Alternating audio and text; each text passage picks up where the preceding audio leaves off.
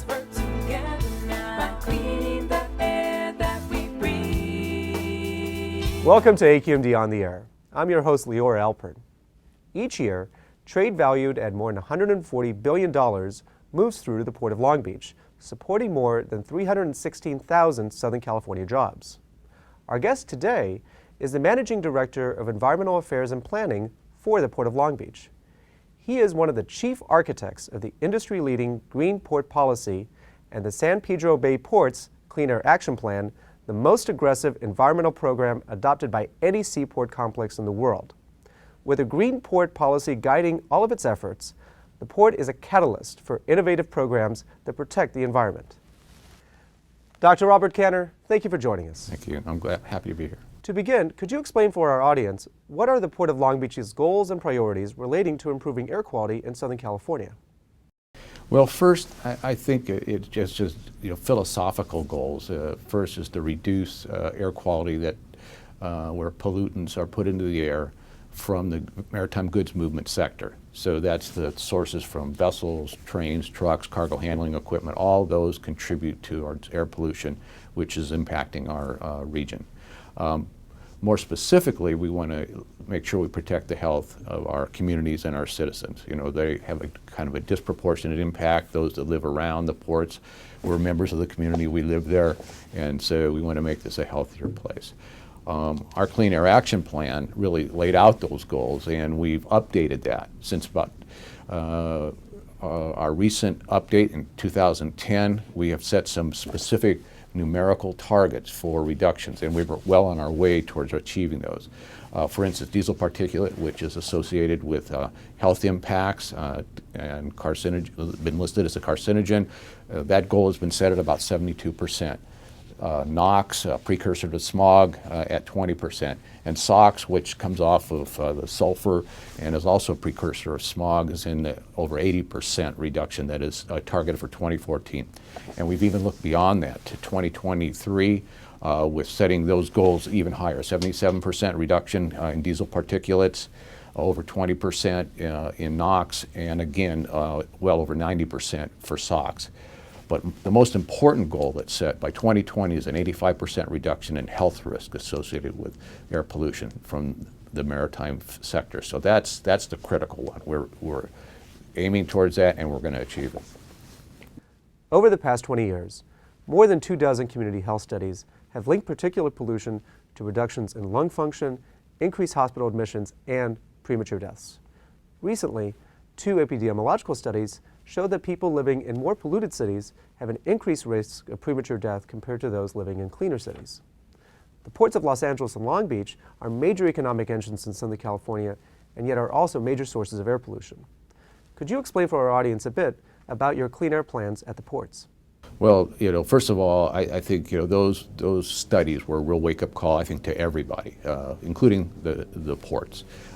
We recognize that if we were to continue to grow, that we needed to grow in a more green fashion, and instead of increasing pollution, reduce it as we continue to grow. Again, recognize that those are regional studies. We want to do our fair share. There's a lot of other sources in the area. We're not going to be pointing fingers. What we want to do is do what we can do that's under our control. The San Pedro Bay ports are landlord ports, and so they have certain leverage points where they can impact and affect some change, and we're taking advantage of those. That being said, it's really important for us to get to reducing the risk. As I stated before, those goals for health risk are probably the primary drivers.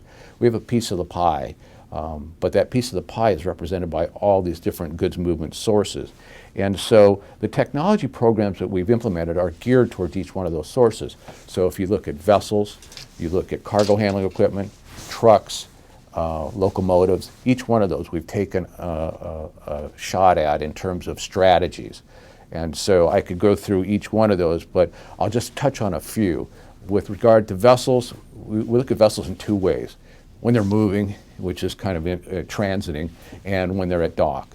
When they're moving, we've taken a very good program, which has been a voluntary program, and worked with our carriers that come here, and that's a vessel speed reduction program, where we have been able to cut pollution significantly from those sources by slowing the vessels down as they approach our coast, because we have onshore winds that bring some of the pollution that's even generated offshore into the region. We want to reduce that. So we've got a program at 20 nautical miles and 40 nautical miles where we actually pay, from the Port of Long Beach, we pay incentives for them to slow down those vessels. By slowing them down to half their speed, they can cut the pollution from 35 to 45% that's coming out of those vessels. That's significant. In order to make that program effective, like I said, we've offered some incentives, cash incentives for them, which is good, but also recognition, because they're doing the right thing. And so the combination of that recognition and the money has generated some really good results. We're over 90% in our participation in that program, and that's resulting in real tangible, measurable reductions in air pollution.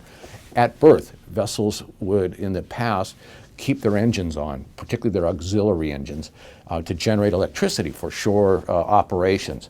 Well, we're plugging those vessels in. The shoreside electricity, or cold ironing as it's called. They turn the engines off, the engine gets cold, so it's kind of that, the name is derived from that. Again, your pollution is zero when you're plugged into electricity, or essentially zero, because you're getting, electricity from a source that has some controls on it. That being said, that is being rolled through the entire port, and that's really effective. Cargo handling equipment, again, requirements in our new leases that require turnover, accelerated turnover of all cargo handling equipment that is not already electrified or working with an alternative fuel. So the big cranes you see around the port, those are all electric already. But the trucks and the smaller vehicles that move around there, many of those are still diesel powered. And so we're requiring them to upgrade to Tier 3 and Tier 4 early, in advance of even some of the regulations that are coming online. If you look at railroads, we have a railroad that operates within the two ports, LA and Long Beach. And so together we have provided some funding, and actually AQMD contributed some grant funding, and we've upgraded that fleet to Tier 3 plus, which is huge. And we were able to do that because we have control over that rail access. They have a long-term lease with us to use our trackage and do their business. And so we took advantage of that leverage point to get the railroad, and they teamed up with us because they came up with about $18 million of their own money, which was significant investment. And so PHL, Pacific Harbor Line, has really stepped up to the plate. And so we have our local railroad working very, very closely with us. And then, of course, the truck program has been a huge success. We could talk probably for an hour on that, but we have basically turned over the entire fleet of trucks that are calling at the two ports, but I'll talk about Long Beach, and we are now 80% reduction in air pollution from trucks in little over 2 years, which I got to be honest, most of us didn't think we'd accomplish quite that quickly. We knew we'd get there. We got there 2 years ahead of what our original schedule was. So that was a very, very successful program. You are also responsible for transportation planning for truck, rail, and other transportation infrastructure improvements at the ports, all of which are required to meet the demands created by increasing international trade. Could you describe some of the rail and truck projects either being considered or being implemented now that will help to clean the air? Well, first, just to kind of put bounds on that question, because we have jurisdiction and the ability to implement infrastructure improvements within our harbor district, LA likewise. And so we both kind of operate slightly separately, but we're focusing on the same things. And so there, again, we're looking at each of the sources and how can we improve the infrastructure to provide reductions in air pollution. And that can be accomplished in two ways. We talked already a little bit about shoreside electricity. That's a huge investment. We're spending over $200 million retrofitting and bringing electricity down to the harbor so that ships can plug in. Right now, we're probably 30 to 40% on the way to getting there by 2014. So we will have all of our container terminals retrofit by that period. That is big. It takes transformers and transmission lines, et cetera, et cetera. So that's a big one. If you look towards rail, there's more of an efficiency component of that. And there's also a component that I would call truck trip reduction. And so let's talk about that one first. You know, as you looked out the window and you saw that they were beginning to build a on-dock rail facility. That on-dock rail facility is intended to basically reduce truck trips. And what that allows us to do is take containers directly off of the vessel, put them onto a train, and take them out of the port without the intermediate handling and trips associated with trucks. One full train load takes about 260 to 280 truck trips off of the road. So the pollution associated with the trucks, the congestion associated with the trucks, all that is basically eliminated by that on-dock rail facility. And we have that in each one of our container terminals. That's a huge infrastructure project and a huge benefit, both for air quality and also congestion relief.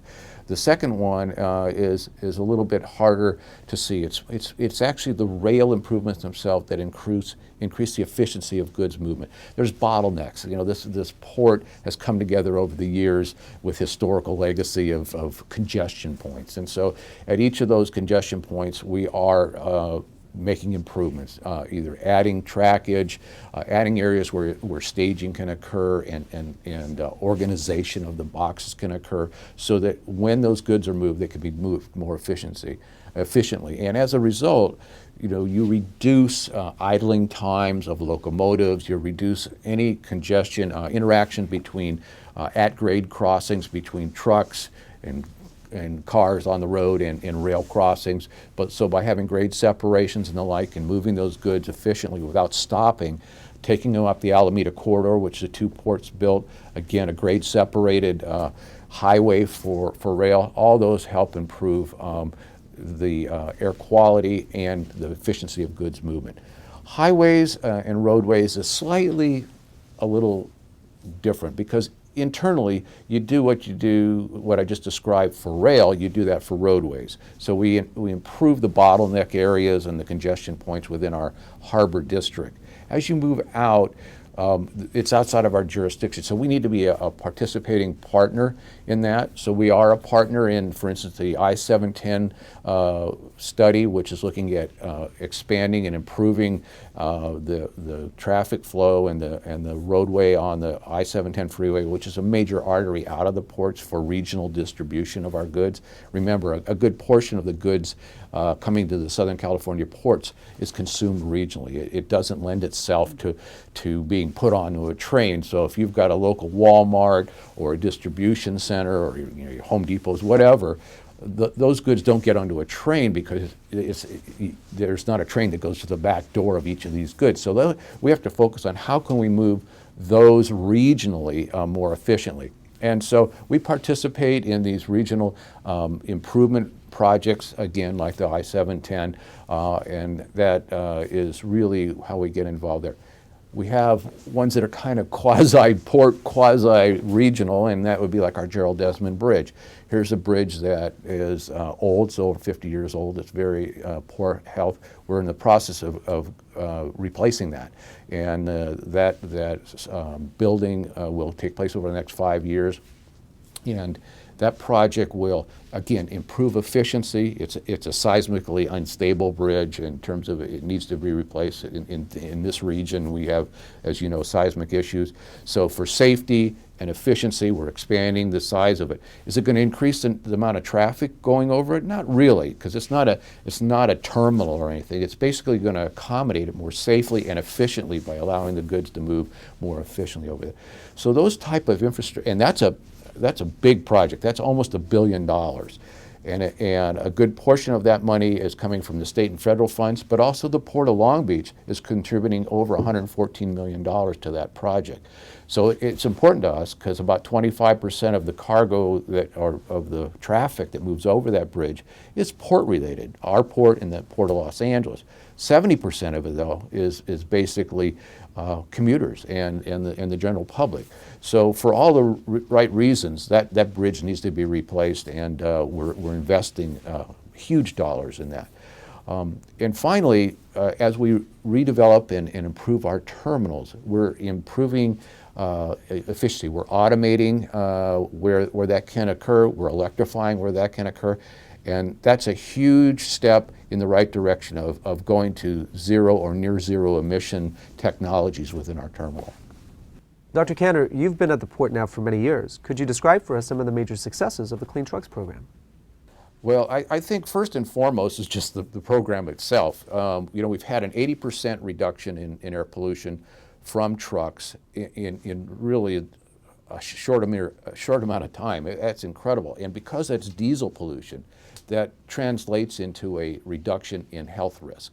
And that's very, very significant. That was our goal, and we were able to achieve it, like I said, earlier than we had expected, and we're very proud of that. It's also a sustainable program.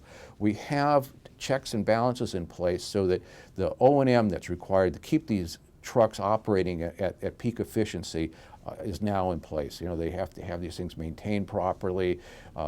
They use them more efficiently. Where we had a realm of about 16,000 plus trucks servicing the two ports, that fleet of many of which were 20, 30 years, had 1 million miles on them, those trucks have been phased out. And the clean trucks, because there's such a heavy investment in terms of cost, are being run more efficiently. They're running, making double the trips. So you're only working now with about 8,000 to 9,000 trucks, almost half of the number of trucks that we had out there, and because they're being run more efficiently, and therefore the benefits from the air quality aspect are tremendous. The other thing that was really good about the Clean Trucks program was we introduced alternative technologies, LNG in particular. The ports subsidized the purchase of trucks and put in infrastructure, that is fueling stations and the like, for LNG, liquefied natural gas. And again, I think that was a good foray into an area that we hadn't really ventured before. You needed a catalyst for that industry because it really didn't exist. So we helped catalyze that, and we hope it'll continue to grow on its own, recognizing the benefits to air quality and less dependency on fossil fuels, or pure fossil fuels. Can you also tell our viewers a bit about the zero-emission container mover system and how it will lead to reduced emissions? Well, let's back up a second and just kind of define the terms that we're talking about. First of all, in our Clean Air Action Plan, the philosophical overriding consideration is moving to near zero or zero emission technologies as we go forward, using technology to reduce air pollution from fossil fuels. And we're staying true to that basic philosophy. It's not a simple process. The technology doesn't all exist. People may point to different examples here and there, but in the maritime goods, in the port environment, the heavy duty equipment and the types of things that we require, it doesn't really truly exist. So what the ports have done is have taken a two-pronged approach. One is advancing technologies through our technology advancement program. We're taking promising technologies, either, for instance, battery-powered trucks, fuel cell trucks, and yard equipment, and we're testing those in port environments. We're providing money to help vendors and people with new ideas come and test them and hopefully bring them to market. We're also using some of those same technologies on equipment, like cargo handling equipment inside our terminals. So those that are already not electrified, such as some of our gantry cranes, we're electrifying some of those and using some new technologies. So that continues as we speak. The ports each year are contributing $3 million towards technology advancement. We use that to leverage partnerships with the vendor and take our terminal operators. They provide in-kind services and sometimes cash to help test these new systems. And we will continue to do that because we want to have the technologies that work in this heavy duty cycle, which is continuous and repetitive and needs dependability. The other aspect is and that's technology advancement. I want to be clear, zero emission container movement system is an idea where you have a system that picks it up at one end, moves it someplace and drops it off at another. And the port pursued a request for concepts and solutions to look at the feasibility of that within our environment. It was a couple-year process. We had the Keston Institute at USC give us a hand in being a third party, helping to evaluate this. And at the end of the day, it was determined that type of system was not ready for prime time and may not be even appropriate for this port environment, given the need for capital investment and the returns, because you're looking at a very limited amount of air pollution that would be addressed by a system like that. Again, we talked about the fact that a lot of the goods that come in here are regionally distributed here. You don't use a zero emission technology system to do that. You can't run lines everywhere in this world. That being said, we still think there's promise for it in looking at it for regional solutions, and we think that it's something that should be looked at from a regional planning perspective. So an AQMD, a SCAG, or one of those, we believe should take the lead, looking at this as a regional solution for regional pollution problems. And we would be a participant, we would be a stakeholder, but we shouldn't be in the lead in that. We will continue to pursue that technology here. We put our money where our mouth is. We are, in fact, using these technologies. And like I said, I think it's going to be a little bit more gradual than an immediate leap, because we just have an industry that is, first of all, needs to be convinced that they're going to have a dependable piece of equipment that'll work, get them the benefits, and it's got to be cost effective. And quite honestly, we have really knocked down pollution from trucks, from our cargo handling equipment, and from our local locomotives. What our biggest source that remains is our vessels. It's about 60% of the pollution that still remains as vessels. And so we're really focusing our efforts now on getting the emissions from vessels down. And it's, as I said, it's a combination of installing cold ironing infrastructure, but it's also looking at a legacy fleet that is the historical vessels that aren't ready to be mothballed. How can we retrofit them with some type of technology to reduce their emissions and make it still viable for them to come here, or to encourage preferentially the newer fleet that's out there to come here that can cold iron, that runs already much cleaner. So we're really gearing, because that's where we're going to get the biggest bang for our air quality bucks that we're spending. And so, you know, like anybody else, we have to prioritize our dollars. This isn't a world of unlimited dollars. And so we're looking very, very closely at how can we reduce pollution from vessels. Dr. Kanter, before we close, and as a summary of the topics we've been discussing, Southern California faces a major challenge of trying to attain federal air quality standards in just a few years. We need to cut emissions by over 75% over and above the stringent rules already adopted. But AQMD can't do this alone. How can AQMD continue to work with the Port of Long Beach in order to attain these health standards and make Southern California a healthier place to live? Well, I think that's a great question. And I think one of the things that's been really, really rewarding is the fact that we put the Clean Air Action Plan together with their help. We partnered with AQMD, we partnered with EPA and California Air Resources Board. That was unprecedented in an approach. Before, we might have been butting heads oftentimes. We worked side by side to put that Clean Air Action Plan together. And that is so that we, the ports, could do our fair share. And we will continue to do our fair share, contributing to the reductions. As I've pointed out, our strategies have been to take each source and tailor the solutions to those. And we will work with AQMD on that.